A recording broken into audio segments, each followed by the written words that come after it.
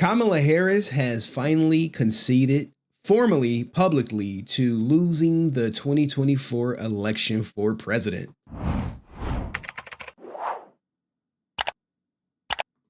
All right, guys, let's hear what Kamala's speech is all about. I watched like 2 minutes of it. I know she was capping in like the first 2 minutes. I was like, what? Please welcome the Vice President of the United States, Kamala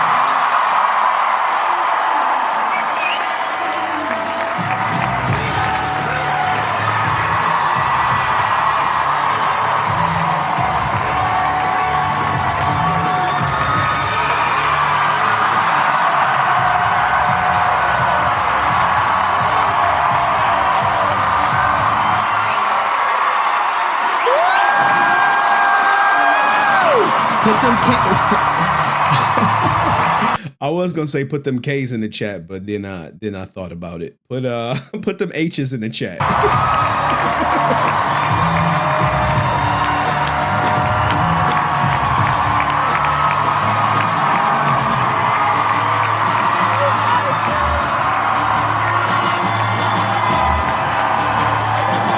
Good afternoon. Good afternoon. Good.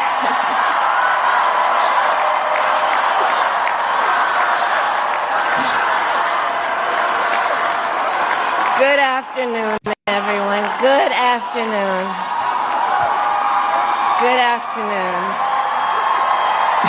Good afternoon. Thank you all. Thank you. Thank you. Thank you. Thank you. Yo, how much did she cry last night? How much did she cry? So let me say, and I love you back. And I love you back. So let me say, my heart is full today. My heart is full today. Full of gratitude for the trust you have placed in me. Full of love for our country. And full of resolve. The outcome of this election is not what we wanted, not what we fought for, not what we voted for, but hear me when I say, the light of America's promise will always burn bright. As long as we never give up, and as long as we keep fighting.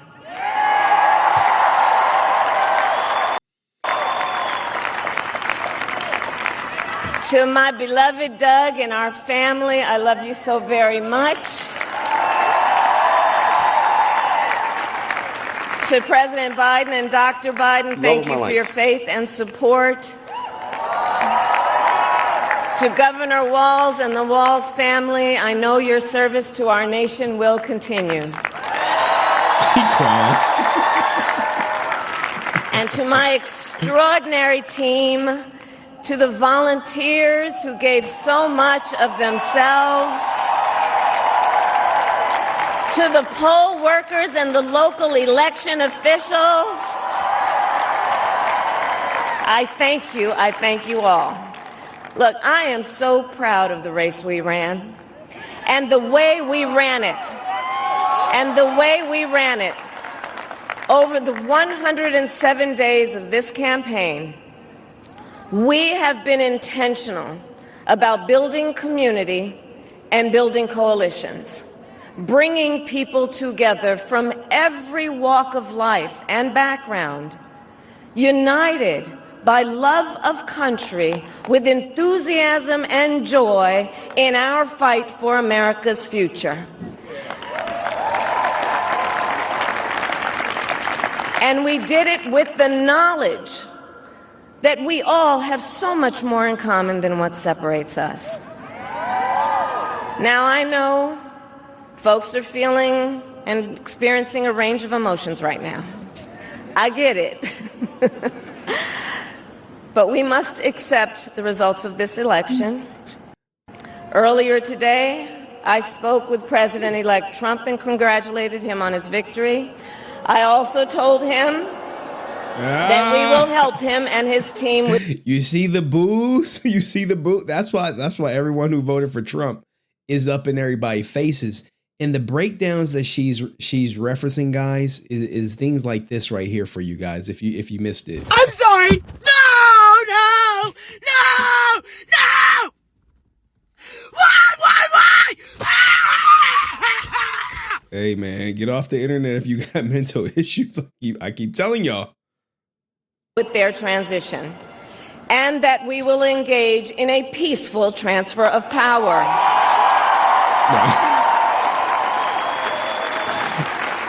It's so much I want to say. I'll just leave you with this. Republicans have firearms. It was going to be peaceful no matter what. A fundamental principle of American democracy is that when we lose an election, we accept the results.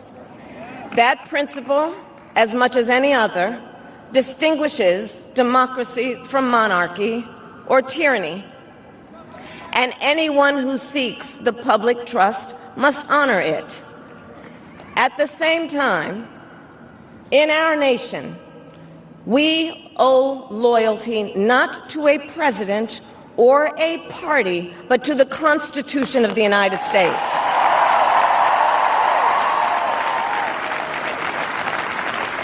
And loyalty to our conscience and to our God. My allegiance to all three is why I am here to say, while I concede this election, I do not concede the fight that fueled this campaign. So with that in mind, I'm sure she's going to run again next year. I mean, in 4 years, right? Nope. The fight for freedom, for opportunity, for fairness, and the dignity of all people. A fight for the ideals at the heart of our nation, the ideals that reflect America at our best. That is a fight I will never give up.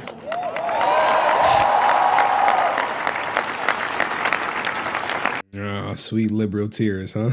I will never give up the fight for a future where Americans can pursue their dreams, ambitions, and aspirations, where the women of America have the freedom to make decisions about their own body and not have their government telling them what to do. See, that was her running this whole platform on women's rights is a huge component of why she lost the election. Not too many people want to have conversations about abortions per se. And her, hey, this is about women's rights. Well, that alienates a lot of men. And by and large, men did not show up to the polls for Kamala. In fact, a lot of men showed up to the polls in spite of Kamala to vote for Donald Trump. We will never give up the fight to protect our schools and our streets from gun violence. And America, we will never give up the fight for our democracy, for the rule of law, for equal justice, and for the sacred idea that every one of us, no matter who we are or where we start out, has certain fundamental rights and freedoms that must be respected and upheld.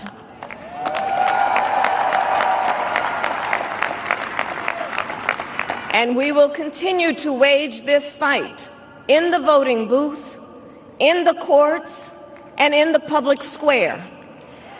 And we will also wage it in quieter ways, in how we live our lives, by treating one another with kindness and respect, by looking in the face of a stranger and seeing a neighbor, by always using our strength to lift people up, to fight for the dignity that all people deserve.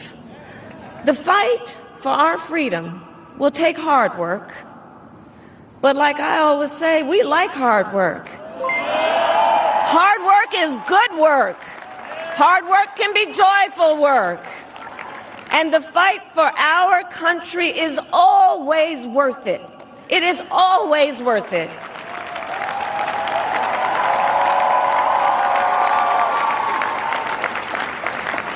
Yeah, baby. It's always worth it. I'm really hoping she comes back in 4 years.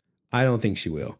Dust says, sorry, I'm late to the game. Dust in the house. Everybody like the stream. Yes, like the video, like the stream. It helps for the algo. I got money. And he drops some memberships. To the young people who are watching, it is... I love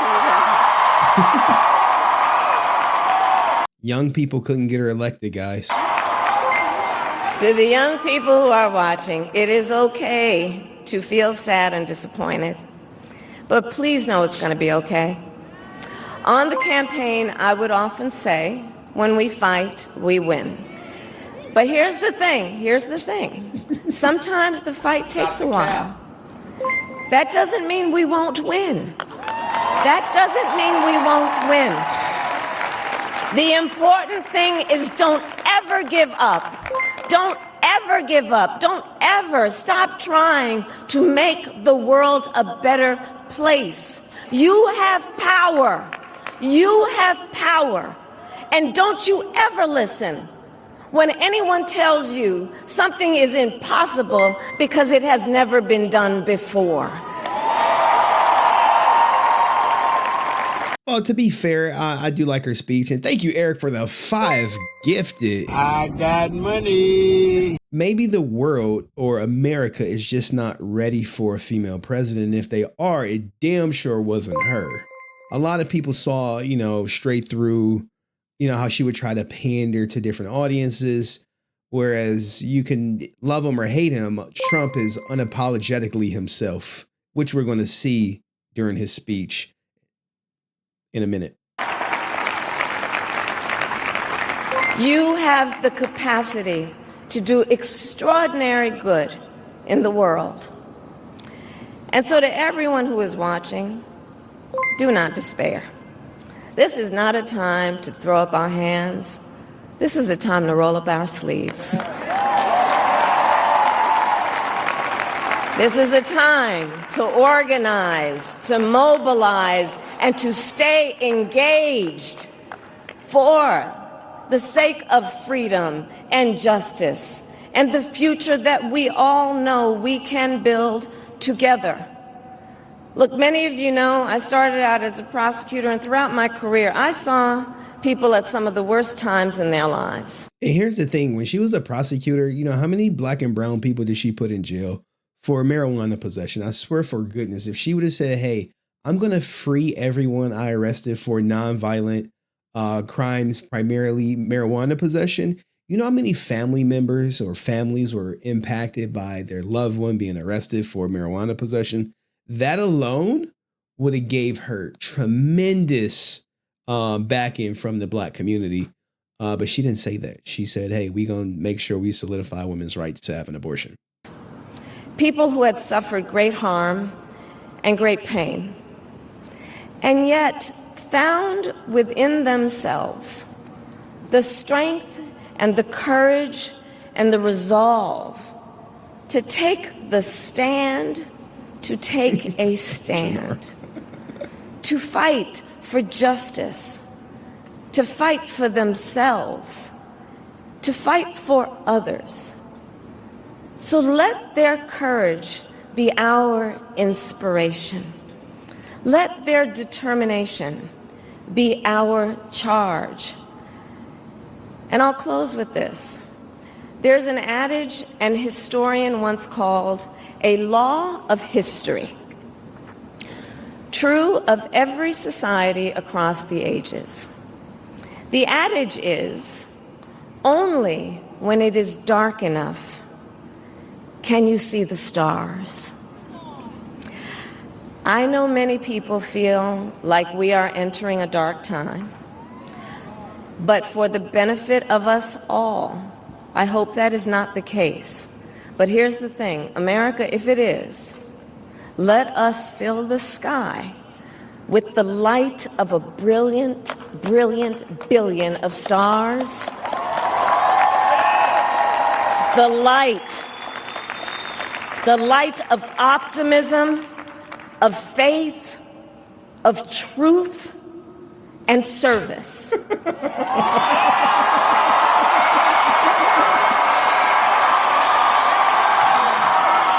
Hate you.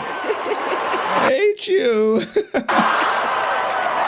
Oh, man. And may that work guide us, even in the face of setbacks, toward the extraordinary promise of the United States of America. I thank you all. May God bless you, and may God bless the United States of America. I thank you all. Well, it's unfortunate that